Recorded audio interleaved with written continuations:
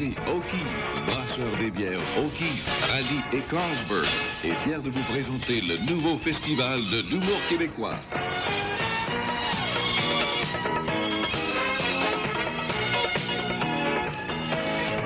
Allons rejoindre Pierre Labelle, Tex Lecor, Roger Joubert, Louis-Paul Allard et Benoît Marleau. Et c'est parti. Allez.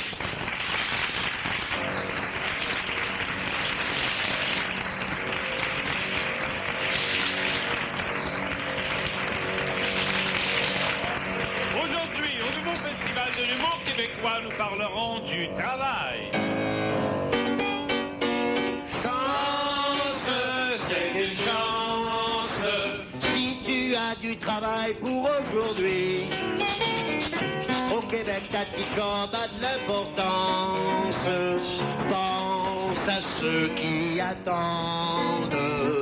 Danse ou bien chante, mais au moins fais quelque chose dans la vie. Surtout si tu veux faire quelques dépenses. Balance en banque, quelle loi. Si tu veux pas travailler, tu peux devenir député ou être fonctionnaire ou ne rien faire ou être secrétaire de René comme Corinne. Chance, ils ont de la chance. Ceux qui font rien et qui gagnent bien leur vie. Regarde Drapeau ce qu'il fait dans l'existence. Taisez-vous, je pense et je dépense.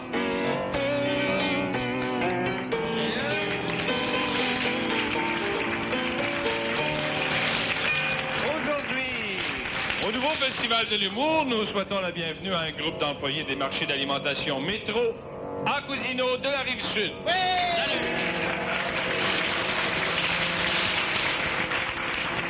Également un groupe d'employés de la compagnie Bottin Vert.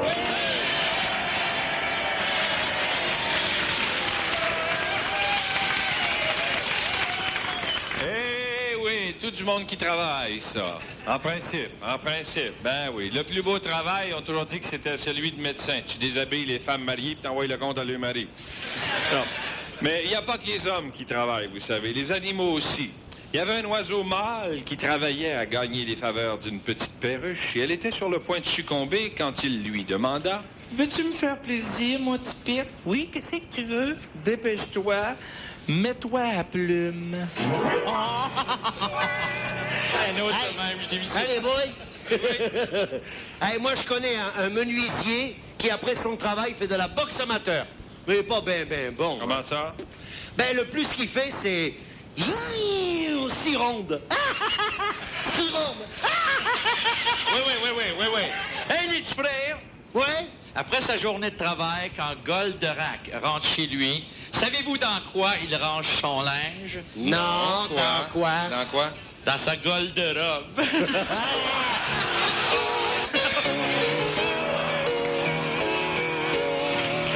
Au festival des fous, on s'amuse comme des fous. On se parle d'amour en tapant sur les joues. Au festival des fous, On se sent bien chez nous. On se parle d'amour en tapant sur les joues. Hey! Marlot, Joubert à la... Pierre Labelle, Tex Lecor, nous sommes les commères, les bouches du cafard. On sert de la radio pour faire nos mauvais coups.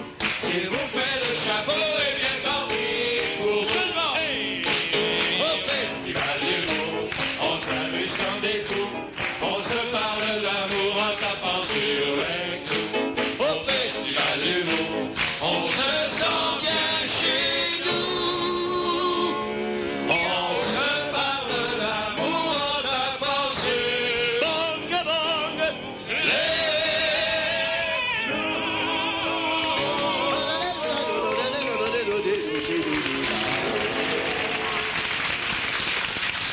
Nos grandes personnalités du monde artistique et politique ont déjà travaillé, vous savez.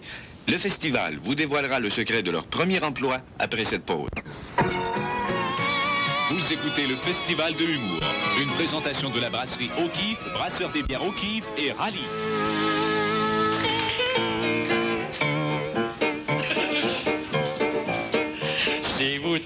travailler un brin. Vous n'êtes pas politicien, encore moins un sénateur. Une chance qui gagne pas à l'heure. Toutes les grandes célébrités sont toujours les mieux payées. Ça prouve que si t'as pas de nom, tu gagnes la sueur de ton front. Les Ryan, l'évêque Trudeau, ça travaille peut-être du chapeau, mais ça suit pas à grosse goutte. Ça a de quoi beurrer leur croûte. Même Biron qui travaille plus, il a déjà gagné son dû dans une troupe de travestis, puis il a pas changé depuis. Ce cher Rodrigue, qui aime à danser, danse plus la gigue, depuis qu'il s'est valsé, C'est malsain. Aujourd'hui, on regarde René Lévesque, premier ministre du Québec. Il n'a pas toujours été ça, premier ministre du Québec. Bien sûr, on sait qu'il a été journaliste, correspondant de guerre, major dans l'armée américaine, mais quel a été son premier travail? C'est ce que nous allons connaître. En même temps que nous allons apprendre quels furent les premiers emplois de certaines de nos grandes personnalités. Ah bon, mais d'abord, vous pouvez pas vous imaginer quel a été le premier travail de Joe Clark. Non, c'est Non. quoi? Débosseur de chameaux dans le désert. Alors, non. Ben voyons donc, Ben, es-tu après à capoter? C'est qui est assez fou pour croire que ça existe, ce job-là? Lui. Savez-vous quel était l'emploi de Pierre Trudeau? Ah, il a déjà travaillé, lui? Ouais? Ben oui, donc, quand il était étudiant, il travaillait l'été dans une usine de produits laxatifs. Ah? C'est pour ça qu'il produit encore le même effet. Il l'appelle Popette pour rien, hein? Hé, Louis-Paul, tu connais le ministre Marc Lalonde, toi? Marc Lapompe? Ouais. Lalonde, oui. Ouais.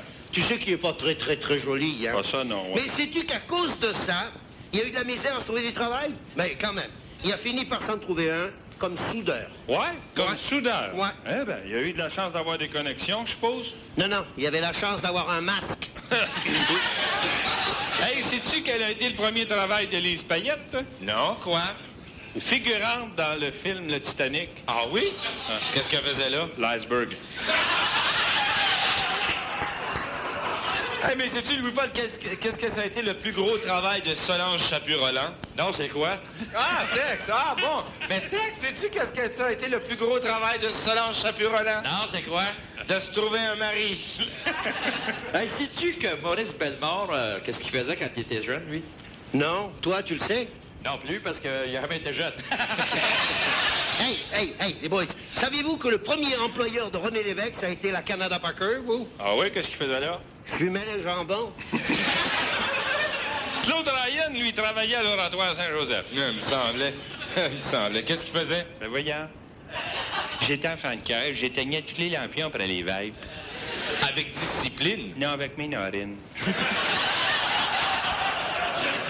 Ah ben à ce moment-là, sais-tu ce que Camille Sanson faisait? Il était vendeur d'automobile. Non, avant ça, il était vendeur de trottinettes. T'embarquais avec lui sa trottinette, puis là, le vent te charriait. Selon que le vent pognait dans ses oreilles. Puis après avoir dépassé une vanne là, dans ce slush, il envoyait du lave-vite dans ses lunettes. Ben, comment il pouvait faire pour arriver à ça? En chuintant de frage hudeux.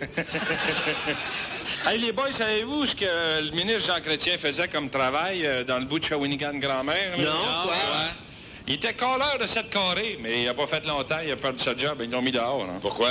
Parce que tout le monde dansait du même bord.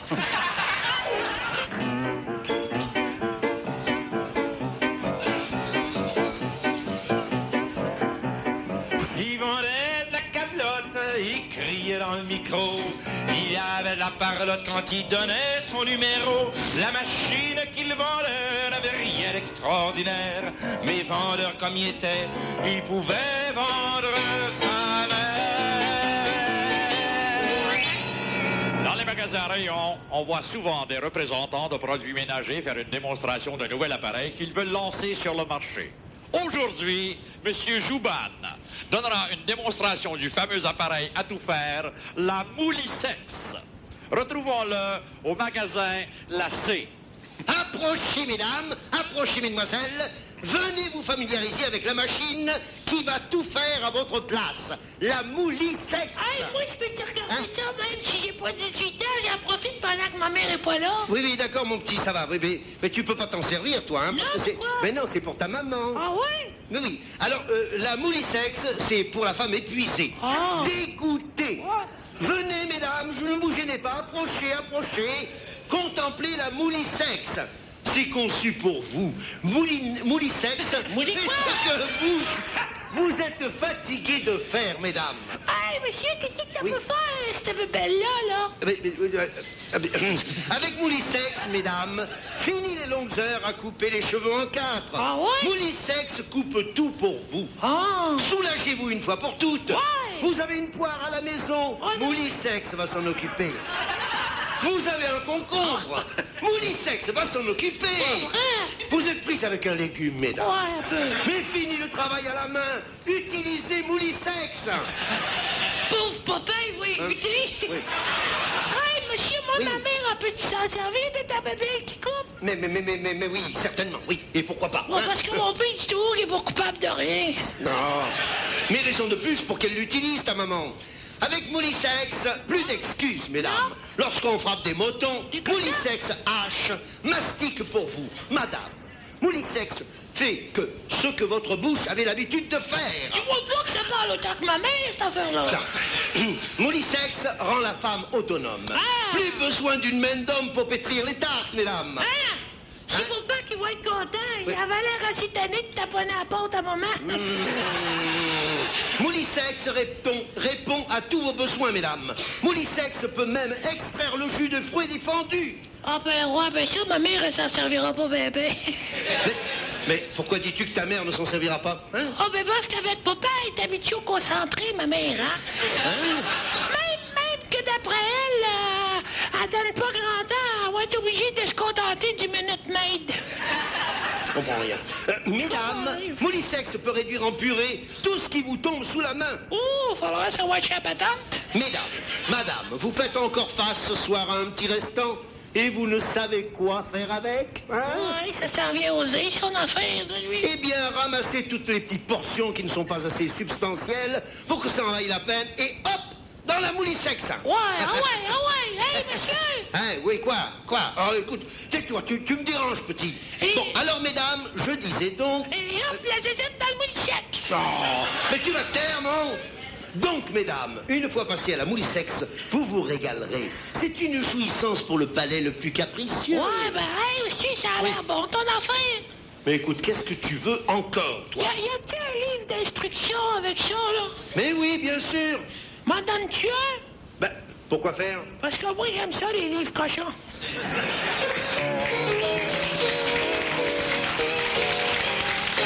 On entend souvent cette phrase. Ce gars-là est parti de rien et il est millionnaire aujourd'hui. Le festival vous en présentera un après cette pause. Retournons maintenant au Grand Salon O'Keeffe pour la suite du nouveau festival de l'humour. On dit que la meilleure façon d'être riche, c'est par le travail. Connaissez-vous quelqu'un de riche, vous autres qui travaillent? Ouais, texte le cas. Ah ouais, on parle pas de ceux qui sont obligés de travailler pour payer les arrérages d'impôts, là. Mais comment s'expliquer les fortunes colossales, par exemple? Il y a peu de gens qui sont capables de le faire. Voici un magnat, un milliardaire, qui, lui, a consenti à nous dire comment il est devenu riche.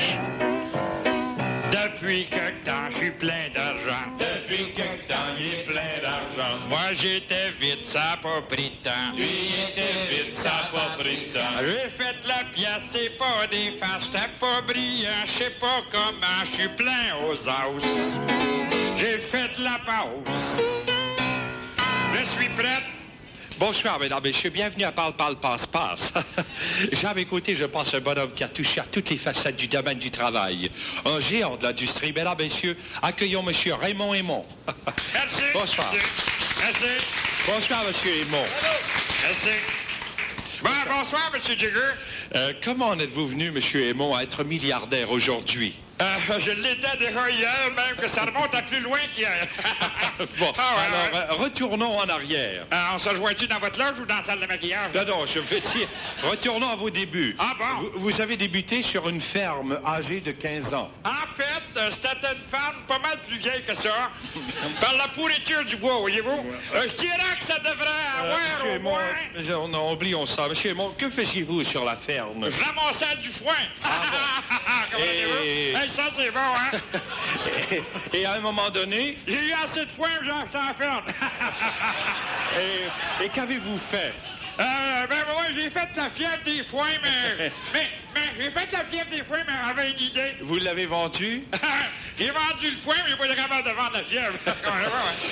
Non, je voulais dire, vous avez vendu votre idée. Ah non, je l'ai donné. Puis je me suis acheté un journal. J'avais une idée, je vous dire ça. Vous avez acheté un journal. Ah, très ouais. intéressant. Propriétaire d'un journal. De quel journal s'agit-il? Ben, j'ai pas regardé le nom sur le couvert, je l'ai pris le premier sur le comptoir. Je vais vous dire pourquoi. C'est pas me trouver de job. Ouais. Vous aviez de l'argent pour investir, je présume. En effet, je suis parti investir dans la Grèce. Est-ce que les Grecs vous ont bien accueilli? Très bien, je me suis installé en haut sur l'avenue du Parc, là, à Montréal. Là. Excusez-moi, je croyais qu'il s'agissait de votre expansion en Grèce. Ah, ça concerne justement l'expansion de la Grèce. En effet, j'ai ouvert un studio d'amaigrissement. Vous avez alors commencé à brasser de grosses affaires. Ah oui. Au début, j'ai mis la main à la pâte, puis après, j'ai engagé des masseurs à faire ça, ouais. Ça allait bien? Ah, il y a des journées que ça roulait à plein. Ah oui. Mais à quel moment avez-vous vraiment débuté votre carrière, M. Aymon? Ma carrière de sable? Ah, ça, Non, votre carrière d'aujourd'hui. Ah, l'année d'après, c'était dans les petits pits de sable. Non, j'ai non. commencé, oui. Le sable, ça marchait bien, hiver comme été? Ben, l'hiver, pour que ça marche bien, on mettait ça sur les trottoirs. Et que faisiez-vous pour faire travailler vos employés l'été? Je leur faisais faire des grèves.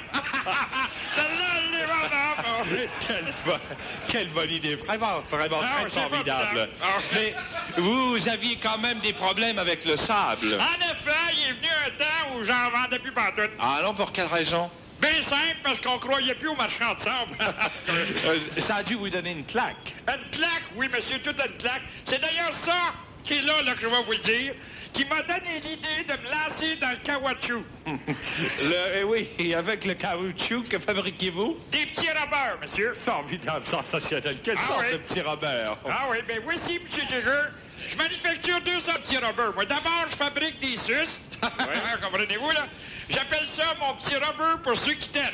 On est, hein? Ensuite, je suis bien de vous le dire, des préservatifs que j'appelle mon petit rubber pour ceux qui... Excellent. C'est magnifique. Bravo, magnifique. Ah ouais, c'est surtout pratique, hein? Dans les deux cas, voyez-vous, là, la suce, là, mon petit rubber pour bébé, c'est un excellent vendeur, tandis que mon petit rubber pour pas de bébé commence à partir. Ouais.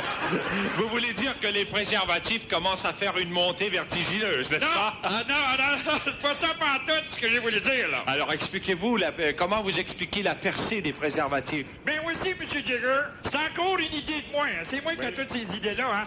J'utilise à l'occasion ma perforeuse à suce.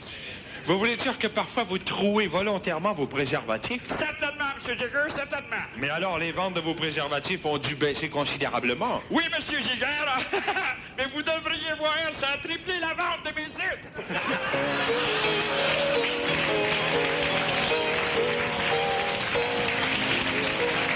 Dans la salle de travail lors d'un accouchement, qui travaille le plus fort? Le médecin? La garde? La mère? Le Festival de l'humour en surprendra plusieurs après cette pause. Vous écoutez le Festival de l'humour, une présentation de la brasserie O'Keeffe, brasseur des bières O'Keeffe et Rallye. Mettre un enfant au monde, c'est tout un travail, mais le porter 9 mois aussi. Mais il y a des maris qui trouvent la grossesse plus dure que leur femme. Quand le docteur m'a appris que j'attendais un petit bloc, mon homme, Bloque son homme. il s'est mis à marcher pour éviter les nausées de la gomme.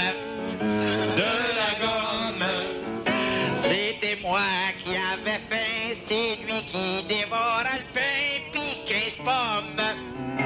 Puis 15 pommes. J'avais des drôles de goût, je voulais de la pizza au chou, mais mon homme commandait une large all dress avec des morceaux d'orange. On aurait dit que la grossesse était son affaire tellement il mange. C'est moi qui a le petit dans la peau. C'est lui qui est gros. Quand j'ai chaud, que j'ai des sueurs, Il y a des vapeurs. dès que le bébé se déplace, Il y a une rime.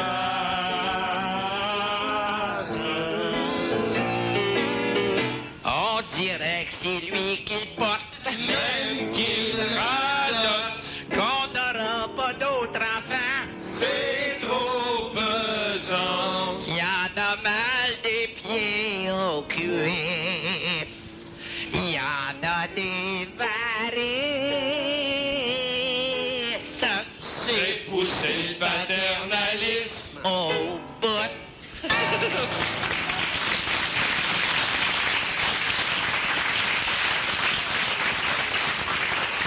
L'expression courante d'une femme qui est sur le point d'accoucher, c'est une femme qui est en travail. C'est actuellement ce que fait Julie. Elle est sur le point de mettre son premier bébé au monde. Elle est présentement dans la salle de travail avec son mari Jean-Paul, qui a tenu à être près d'elle jusqu'à la dernière minute. Tout s'est passé très bien jusqu'à maintenant, sauf que Jean-Paul a l'air plus épuisé qu'elle. Ah, comment tu te sens, mon pitou? Je me sens très bien, moi, ça va, Jean-Paul. Inquiète-toi pas pour moi. Je sens que ça achève, ce sera pas long. De petits trésors. Il va se montrer le bout du nez. Ah, il est temps qu'il se montre quelque chose. Ah oui, ah oui. Si Moses, fait 3 heures qu'il bardasse, puis il est pas encore arrivé. Moi, je suis après mourir. Ah, faites-moi-en pas. Ah, plus les contractions se rapprochent, plus je me sens aller. Ah, pauvre chaton, assis-toi, nage-toi pas, ça va bien aller. Ah!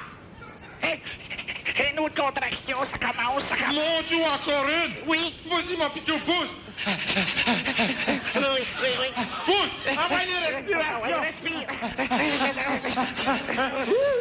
Ah, mon Dieu, aïe, aïe! Oh, elle est tough, celle-là! Lâche pas, mon bébé! Aïe! Jean-Paul. Oui! Jean-Paul. Oui! C'est la dernière fois qu'on est petit, hein. Mon Dieu. Oh oui, c'est bien la dernière fois qu'on est petit. Ah, respire comme il faut, ma chatte. Envoyez, respire. Jean-Paul. Oui, quoi? Arrête, c'est fini. Ah bon? Tu peux être sûr que c'est fini. Jamais plus. J'aime mieux me faire couper la... Wow! Arrête ça tout de suite, Jean-Paul. Voyons, c'est des paroles que tu vas regretter. T'as raison, c'est surtout le geste que je regretterais. Bon, regarde, là, j'ai plus de douleur, là, c'est fini pour le moment. Relax. Oh, grand Bon. Dieu, grand Dieu. Ah, celle-là a été vraiment plus tough que les autres, hein? Ah, moi, je te dis, il fait chaud ici, regarde donc toute ma raquette est trempe. Oh, c'est effrayant, s'il fait chaud, c'est suffocant. Attends.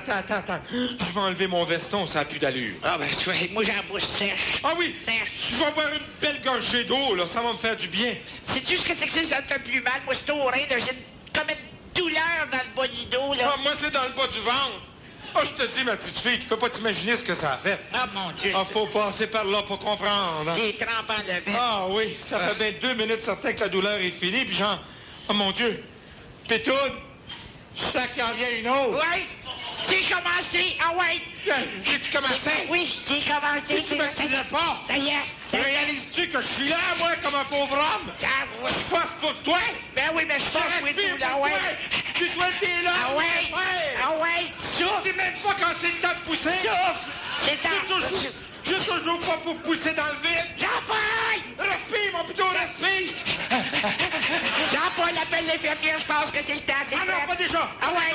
Ah ouais. Énerve-toi pas, mon pitou. Énerve-toi pas. Je l'appelle tout de suite. Ah ouais. C'est quoi ton numéro? Ben Jean-Paul veut dire la garde au poste. Non, au poste. Ça doit être à longue distance, ça. Voyons! Zéro. Lâche le téléphone, ce que t'as fait, c'est de sonner. Dépêche-toi, là. Je sens la tête du bébé. Aïe! Je comprends là que je peux pas faire 2 choses à la fois. Attends au moins que la douleur soit finie. Garde, heureusement que c'est arrivé. Comment ça va, Madame Chose? Ça va, ça fait mal. Voyons. Oh, ça paraît que vous avez jamais eu d'enfant. Pardon, j'en ai eu 6. Ah oui, 6, c'est pas comme un premier, hein? Vous verrez quand vous en aurez un premier ce que c'est. Bon, on va s'occuper de vous, ma petite madame. OK, Ah, oui. c'est ça. Prenez soin d'elle. Pendant ce temps-là, moi, je vais m'organiser tout seul. Maudite libération de la femme. On dirait qu'après elle, il n'y a plus rien qui existe. Hey, garde.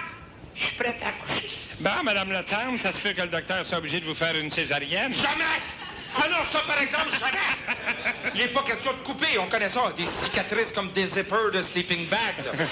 Garde, quelle sorte d'anesthésie? Probablement une épidurale, Une madame. quoi? Ouais, une épidurale, ouais. Wow. C'est une injection dans l'épine dorsale qui vous gèle entièrement. Pétou, dis-y qu'elle arrête, Pétou! Mais, Pétou! attends une minute. Dis-y qu'elle arrête tout de suite! suite, je veux pas entendre parler de césarienne, je sens que je vois pas de connaissance. Il n'est pas question de garde de piqûre, puis encore moins dans la colonne. Seigneur, monsieur Latendre, vous êtes bien livide. Je vais aller chercher un calmant. Pour moi, vous êtes en train de... Ah oui, calmez-les, pauvre chérie. Sois calme un petit peu, là. Wow, Touche-moi surtout pas, c'est pas le moment. viens ici, Si tu penses que j'ai le goût de ça présentement... embrasse-moi. En pleine douleur! Ah! Je te dis qu'avant de refaire ça, il va me mouiller de la paparmane. Pas prêt à en vouloir un deuxième, non! Bon, wow! Wow, Jean-Paul, je te le dis, ça y est, le bébé veut sortir. Bonne Saint-Anne, retiens-toi, pousse pas, respire pas, aspire! Vite, appelle la garde, appelle la garde. Wow! Pense à d'autres choses, J'essaie putain! de t'essayer. Pense à l'été prochain à Ah, Wildwood oui, avec ouais. le bébé. Non, pas le bébé, il sera pas là. Pense-y pas. Ben, il pousse fort. Ben, je le sais. Pourquoi tu penses que je me tiens les jambes croisées, moi? Faites quelque chose pour pas que le bébé arrive avant le docteur. Fais quelque chose. Attends que j'y parle à ce petit-là. Ben voyons donc, toi de là, tu sais bien que ça sert à rien. Si décidé de sortir, il va sortir. Julie Le Tendre, fais-moi pas ce coup-là. Ah, ça, je le sais. Fais-moi pas ce coup-là, Julie Le Tendre. Ça y est. Non seulement j'ai eu tout le travail, mais dis-moi pas qu'en plus, Ça il va y est. falloir que je le mette au monde. Non, si je pense que t'auras pas le choix. Ben ça prouve rien qu'une chose. Quoi? C'est que la loi est mal faite. Comment ça, la loi est mal faite? C'est le père qui devrait avoir le congé de grossesse. Ben c'est ça. Après tout, c'est qui a fait le gros du travail pour ce bébé-là, hein? T'as raison, mon pitou, m'a dit l'affaire, t'as raison. Demande ton congé de grossesse, puis aussi demande donc un bon chirurgien Pourquoi un chirurgien? pour te greffer une paire de seins pour le nourrir dans la gaillette. S'il fallait que le quotient intellectuel soit imprimé dans le front de chaque individu, il y a des boss qui perdraient leur job. Vous en saurez plus long après cette pause. Retournons maintenant au Grand Salon au Kif pour la suite du nouveau Festival de l'humour.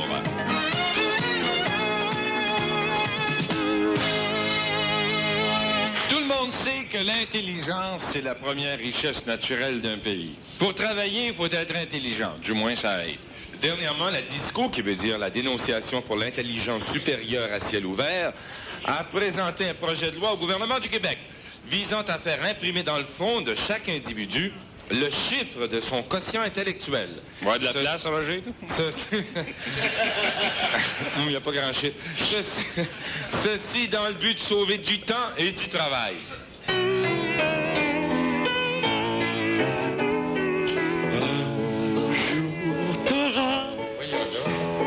Ton quotient dans la face. On rira pas, car ça sera pas une farce. Si ton IQ Est un peu moins que 110. Tu vaux pas le Q. Va-t'en dans la police. Ou si tu veux pas qu'on te remarque, voici, t'as qu'à faire comme Jean Claude. Je porte une tuque ornée d'une feuille d'érable. Malgré ce truc, j'ai encore l'air plus calme.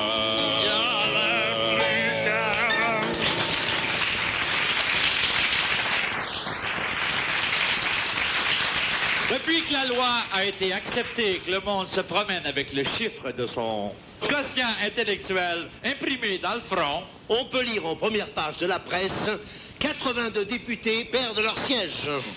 dans le journal de Montréal, la voilette revient à la mode. Dans Éco-Modette, Willy Lamotte et Doris Lucier sont fiers de porter un toupet. Depuis que le quotient intellectuel est affiché publiquement dans le front de chacun, à la polyvalente Sainte-Gertrude, les étudiants font un sit-in, refusant de suivre les cours, ayant totalement perdu confiance en leurs profs. Et à l'école primaire Saint-Ferdinand, en 3e année B, c'est la petite Sophie qui donne désormais les cours. Eh oui, depuis que tout le monde est obligé de porter son quotient intellectuel dans le front, ça a bouleversé la vie également au Palais de justice. Au Palais de justice de Montréal, les juges portent maintenant leur tricorne sur les yeux et les avocats se promènent avec la toge sur la tête.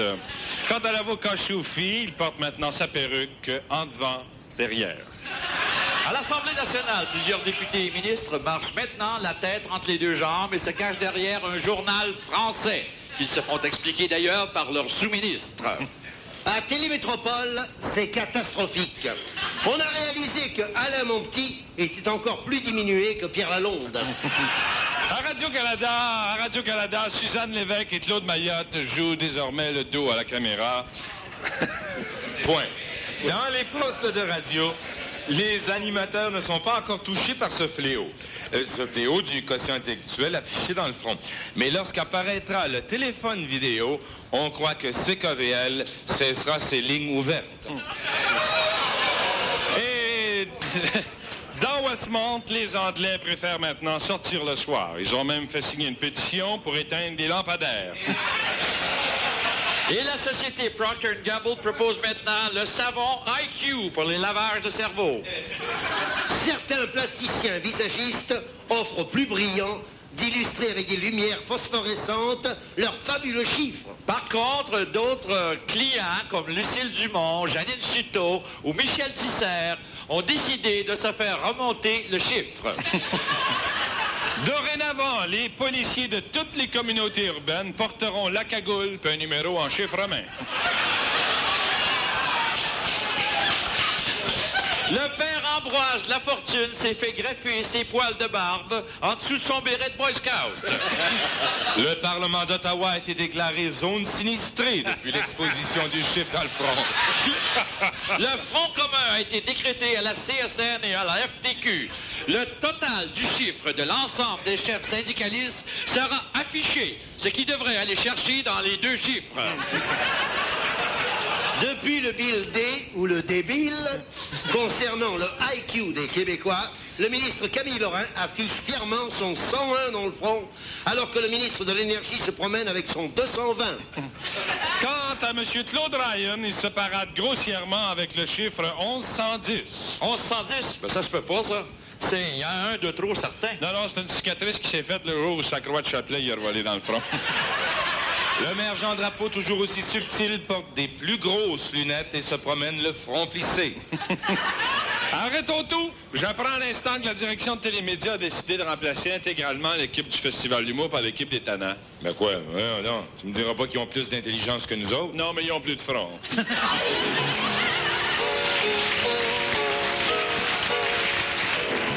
Pierre Labelle est un gars qui travaille fort. Dernièrement, il s'est acharné sur une invention qu'il nous présentera après cette pause. Vous écoutez le Festival de l'humour, une présentation de la brasserie O'Keeffe, brasseur des bières O'Keeffe et Raleigh.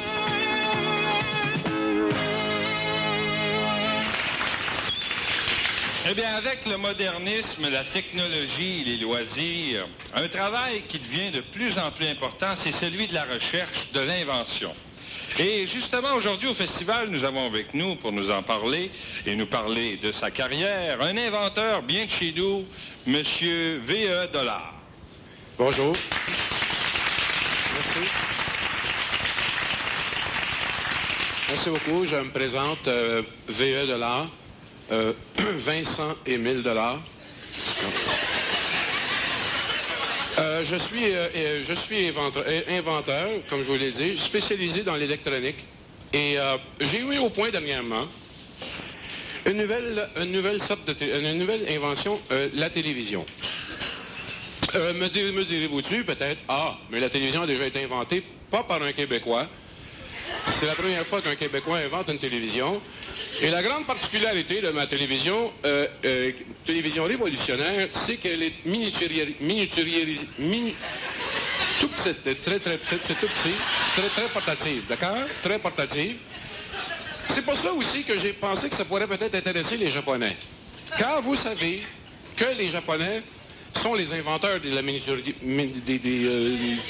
petites affaires toutes petites, tout ça. Vous savez, ils ont été les premiers à inventer le radio-transistor. Tu mettais ça dans ta petite poche, le petit écouteur dans ton oreille, et tout était correct. Alors moi, c'est ma petite télévision. Tu mets la petite télévision dans ta poche, le petit écran dans ton oreille, et tu peux le voir partout. D'accord? C'est alors que j'ai pris contact avec les Japonais qui ont eu l'air très intéressés par mon invention. Ils m'ont même invité à aller leur en faire une démonstration sur place. J'avais jamais allé. J'avais jamais... Japon, pour moi, c'était du chinois, OK? Écoutez, je connaissais pas ça, le Japon. Alors, j'ai pris l'avion, parce que il paraît que le meilleur moyen pour aller au Japon, c'est l'avion. L'avion est le meilleur moyen, j'ai un avion, d'accord? Arrivé à Tokyo, j'ai été reçu là par quelques membres du gouvernement, un pied, 2 coudes et 3 têtes. Il y avait eu un attentat dans l'après-midi, et c'est tout ce qui restait. Après les présentations d'usage, ça n'a pas été long, on m'a présenté à une petite geisha. Une petite geisha. Ding, ding, ding, ding, ding, ding, ding. Vous savez ce que je veux dire, les petits pas possibles, là? OK? Alors, elle m'a emmené visiter la ville de Tokyo. La ville de Tokyo, qui est la plus grande ville au monde présentement. En population, parce que les Tokyoisiens, les Tokyolais, les gens de Tokyo sont petits. Je veux dire, les Japonais sont pas grands. Faut quasiment se mettre à genoux pour les serrer la main. Puis, c'est très, très petit. Alors, elle m'a emmené dans le plus grand restaurant de Tokyo, le Sakamoto. Et en rentrant, là, tu rentres pas là tout de suite. Il faut que tu ôtes tes souliers pour entrer là. Mais moi, j'ai pas pris de chance. J'ai apporté les miens avec moi. Puis là, on a bu du Kawasaki pendant une partie de la veillée. Une grande partie de la veillée. Et là, à un moment donné, on a eu droit à un show. Le cuisinier japonais est venu sur le comptoir et a commencé à acheter tout ce qu'il y avait là. La viande, les légumes, mes souliers. Je suis sorti de là à 4 pattes. D'ailleurs, il faut que tu sortes comme ça à 4 pattes. Les portes sont basses là aussi. Et là, la geisha m'a emmené chez elle. En rentrant, elle m'a emmené dans une espèce de grand bain. Ils ont des grands bains japonais, c'est quasiment aussi grand que ça a l'air d'une piscine olympique, cette affaire-là. Et puis là, elle m'a commencé à me frotter, me laver et me masser. Et j'aurais peut-être dû enlever mon habit, par exemple, parce que... Alors, j'ai quasiment noyé. Là, elle m'a apporté un petit kimono. On s'est passé dans sa chambre et là, eh bien, il s'est passé des choses vraiment indescriptibles. Ça me provoquait énormément d'ailleurs, puis elle ne pouvait pas s'empêcher, la petite japonaise, de crier « Kayawato, Kayawato ». Et ça m'énervait énormément. Et je ne pouvais pas m'empêcher de lui montrer que j'étais pas un lâcheux. Et elle criait 2 fois plus fort « Kayawato, Kayawato ». Ça s'est rendu comme ça jusqu'à vers les 6 heures du matin. Vers les 8 heures du matin, j'ai reçu un coup de téléphone. C'était le président de la compagnie japonaise de télévision qui voulait me voir, la compagnie Yahama. Et c'était le président lui-même, M. Saradi Oshak, qui m'invitait à aller jouer au golf pour discuter d'affaires. Au 18e et dernier trou, mon japonais te lâche un cri, paf! Poigne la balle d'aplomb, la balle part, frappe un arbre, revient sur une roche, se met à rouler, passe entre des branches, retombe sur le verre, roule jusqu'à près du trou, paf! Un trou d'un coup. Fait que moi, me montrer mon appréciation, j'ai pas pu m'empêcher. Hey! Kayawato, hein? Kayawato, hein? C'est là que le japonais s'est viré de bord, puis il m'a dit, comment ça, le mauvais trou?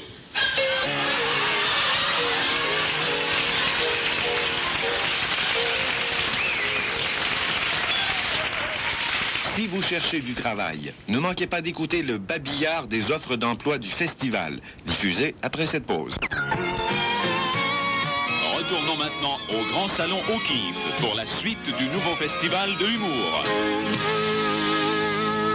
Pour tous les chômeurs à l'écoute, les 3,5 millions d'auditeurs, voici une liste d'emplois disponibles.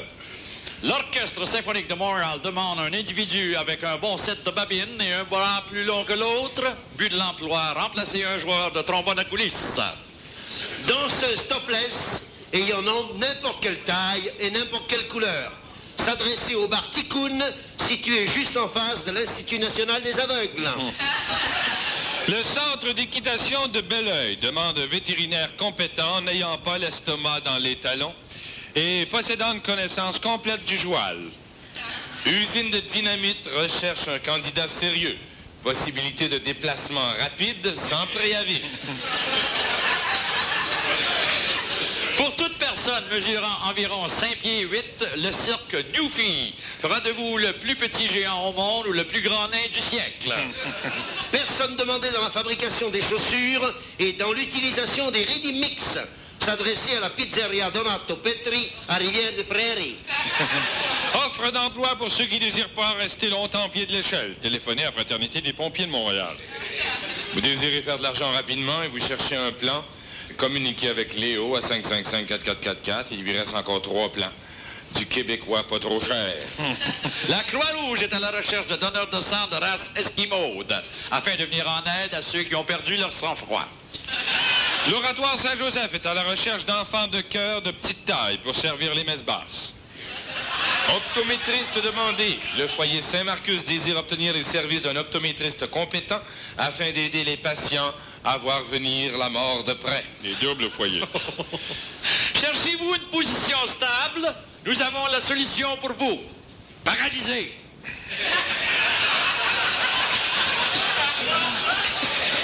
Aimeriez-vous être cultivé? Faites-vous enterrer en campagne. Voulez-vous faire de l'argent rapidement? Procurez-vous l'imprimeuse Instamatique IBM pour imprime bien maudit. Voulez-vous un emploi qui se termine au printemps? Rangez-vous dans le gouvernement actuel.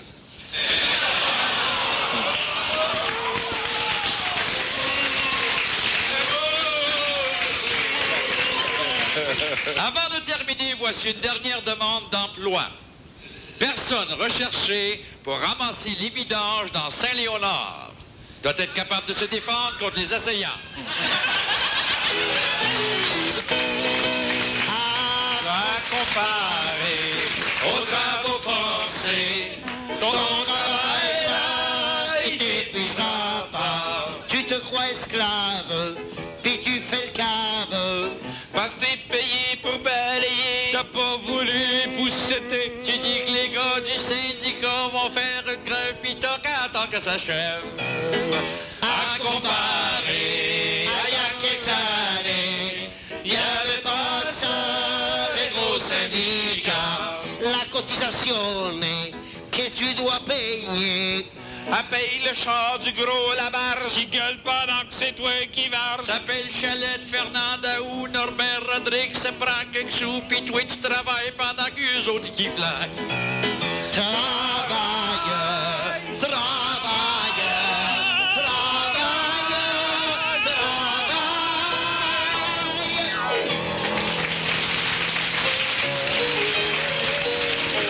À la sonorisation, Florent Sylvain, Pierre Laberge. Merci les gars de votre travail. Chef scripteur Louise Bureau, les scripteurs qui ont conçu cette émission. Louise Bureau, Jean Guillaume et Pierre Légaré.